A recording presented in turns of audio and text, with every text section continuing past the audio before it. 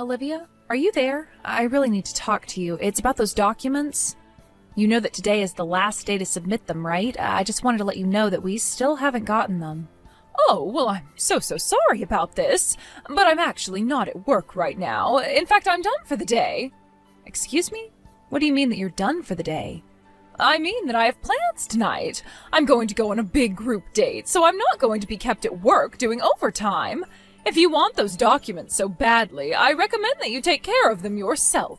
All the files you need should be on my work computer. Olivia, please, how many times have you done this exact thing that you're doing right now? I'm really glad that you have all these plans to do all these fun things, but you need to take care of work. And this year, you've been just awful about taking care of deadlines. Do you realize that? Oh, come on. You have to know that it's not like I'm not trying. I'm giving it my all. I really am. But it's not my fault if the deadlines are too strict and I can't meet them on time. You say that, but we asked for this paperwork from you over a month ago. You have had plenty of time to work on it and get it done, and you haven't. I understand and appreciate that you're working hard, but you have to do better. Okay, fine then, but if you're going to be that way, then that means that you can't use those excuses either. I mean, you're also always going on about how hard you tried to get something done when you failed to meet a deadline or something like that, so if I can't use it, then neither can you. I'm sorry, but I really don't know what you're talking about at all. Let's just get something straight here. You're going to be turning 38 this year, right? And isn't it true that you don't even have a boyfriend? I'm just saying that if you're not even in a relationship, then you certainly shouldn't be able to use that excuse, okay? That literally doesn't even make sense. How does one have anything to do with the other? But since you have all this free time to be going on dates, how about coming back to the office and finishing up your work? If it isn't done today, then you are going to be in trouble, so I recommend coming back and handling this. You mean you're really going to try and force me to miss out on a big date night for work? No way, that's totally unfair. Well, I understand that you're upset, but you did this to yourself. Maybe you should have been more on top of work if you didn't want this to happen, but if you come back now, you might still be able to make it on time. This is just like you. Of course you would try and ruin all the fun that someone younger than you is trying to have. You're just jealous of me because I'm going to go on a date and you're going to be stuck at the office all night. Don't you get how that makes you nothing more than a bully? And just how in the world do you figure that makes sense, huh? Because you are literally trying to keep me from going on a date right now. You're just trying to abuse your position in the company to carry out this horrible grudge you have against me.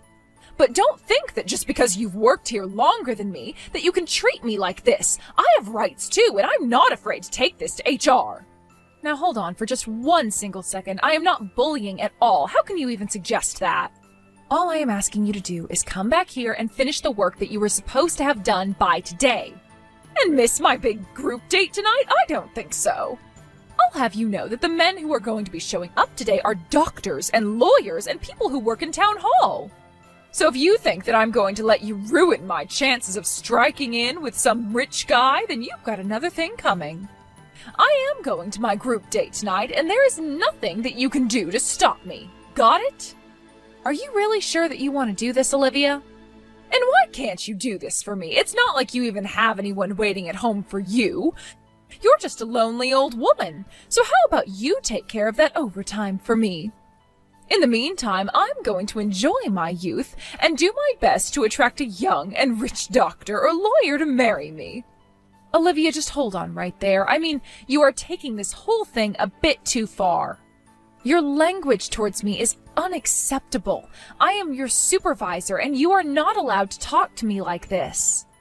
There you go. The truth comes out. You're my supervisor, so you think you can use me to just get out of work whenever you want.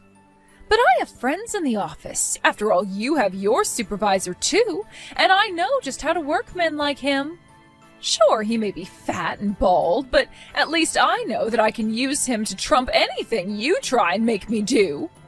You really think that you're going to get away with acting like this? You think this is appropriate at all? I don't care what you have to say, but I'm about to get on the subway and I won't be able to message you. So why don't you just leave me alone? Besides, it sounds to me like you should have plenty of work at the office to keep you busy. Hey Liz, you hear the big news? Your brother is finally getting married. The wedding is going to be at the end of next month, so go ahead and ask for the time off from work now. You're getting married at the end of next month? But where did all of this come from? This is all so sudden. I mean, I didn't even know that you were dating someone. I knew that you'd be surprised when I told you about this. But I have to say, of everyone involved, I'm still probably the most surprised about all of this. And just what do you mean by that, Ian? Why would you be the most surprised? Well, probably because I only met the woman that I'm going to be marrying last month. We started texts and dating a bit, and now she's pregnant, so, well, that's that pretty much. Hold on a second. What did you say? You got someone pregnant? Look, I know we're going through the traditional order of how these things normally go, but I'm going to be a man and accept my responsibility for my actions. So basically, we really haven't even been going out that long, but we're going to be getting married and already have reservations for late next month. Wow. Well, I just really don't even know what to say. I mean, are you sure about this? It all just seems a bit sudden to be getting married. I know, but my girlfriend says that she's fine with this and that this is actually how she would want things to go. Now, I know that you probably have a lot of thoughts about all of this, but I have a duty as a man and as a future father to be there for my girlfriend and future child. So anyways, I hope you can look past the circumstances and come to my wedding and help support me. Ian, have you told Mom and Dad anything about this yet? I mean, do they know? Yeah, I told him. Dad basically hit me in the gut right then and there, but he said that it was my life and that I was free to live it how I wanted. And he said that he'd rather I step up and be there than abandon someone I got pregnant. Well, then I guess at least our parents and I are in agreement on that. Especially about it being your life. If this is what you want to do and you're sure about it, then I'm not going to say anything. And honestly, I think it takes a lot of guts to dedicate yourself like this after finding this out. So, of course I'll be there for your wedding. Liz, thank you so much. You always have my back. Well, of course. And now I have a really important wedding to look forward to. I can't wait to see you two dressed up walking down the aisle. Yeah, my girl is just so pretty. I mean it. She is the cutest thing. Of course, she's not just looks. She's also really nice and an all-around super kind person. Wow. Well, it sounds like you're really crazy about her, but that just makes me happier. I don't think I've ever been this happy in my life. I could never see myself being married or having kids, but now that it's happening, it's like it was always meant to be. But I also really like that she'll do whatever I say. Oh, I see. That seems a bit old-fashioned, I guess, but as long as it works for you two. Well, it's just that women these days always want to try and be all tough and dominant, but my girl is just really shy. I mean, she blushes when shaking people's hands. Ian, I'm not trying to be rude, and maybe we can just chalk this up to women's intuition, but do you think that someone who acts like that might actually just be pretending a little bit? I mean, if someone is really so submissive that they can hardly even shake someone's hand? I don't know. I guess it's just hard for me to understand how a girl like that could end up pregnant. Again, I'm really not trying to be rude about any of this, but I just don't have a good feeling about this. Oh, come on. You really don't think that your brother has any game? Girls are just attracted to men who can show that they're willing to put their money where their mouth is. Can you please just accept that this girl likes me for all of my charms? Oh, right. I forgot how much of a narcissist you can be, to be honest. Well, look, Liz, I get that you're worried for me, and I do appreciate the concern, but I think that this is a good thing, and that there's nothing to worry about. So anyways, I'm just so excited to get to introduce you to my fiancé at the wedding. And what the heck is a grandma like you doing at my wedding, huh? Did someone invite you? Because I certainly don't remember adding your name to the guest list. Ugh, why are you even here? How about you just beat it and go home? If you really wanted me to go away, then you should have just told me from the start. You didn't have to dump out your glass of wine on me like you did. Well, I had to make sure that the message stuck and that you would never come around here again. Besides, I know you're only here to try and pick up men from my wedding, so it's my duty to get rid of little pests like you so the rest of the guests can enjoy the wedding in peace. Excuse me? Did you seriously just call me a pest? You have got some serious nerve. Well, it's what you are. You're a pest and I'm the exterminator keeping you out. I mean, really, you think just because you're my boss you can invade my private life like this? You try and pretend like you're such a hard worker, concentrating on your job, but it's clear you've got boys on the mind like the rest of us. I really think that there has been some kind of mistake here. I mean, you don't actually think I'm here trying to flirt, do you? Of course you are. Why else would some lonely old lady such as yourself show up to her underling's wedding? Or did you just come here to ruin my wedding out of jealousy? Oh, come on, now you're just being ridiculous. I am not. The fact of the matter is that you're nothing but a tottering old lady who can't stand to see women younger than you being happy. That's why you're taking it upon yourself to try and sabotage my wedding. I had no idea that you were such a terrible person.